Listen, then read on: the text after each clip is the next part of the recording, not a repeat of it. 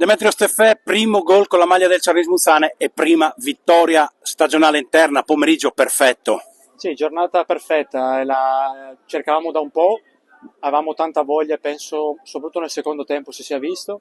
Oggi avevamo anche il presidente in panchina che ci ha dato anche dai più carica, però è una cosa che ricercavamo noi per il gruppo, perché è un gran gruppo, veramente dei bravi ragazzi, e penso che questo sia un punto di partenza su cui lavorare e possiamo divertirci. Sull'1-1 avete un po' patito forse qualche incubo, insomma, dal recente passato, però poi dopo l'intervallo vi siete guardati forse negli occhi, vi siete decisamente ripresi, insomma, questa volta l'avete portata a casa voi. Sì, c'è da dire anche che siamo una squadra molto giovane, quindi a volte quando ti arriva il gol del pareggio, hai visto gli incubi altre volte in casa che vince addirittura 2-0, poi ti hanno recuperato. Un po' di paura, un po' di fantasmi si iniziano a vedere.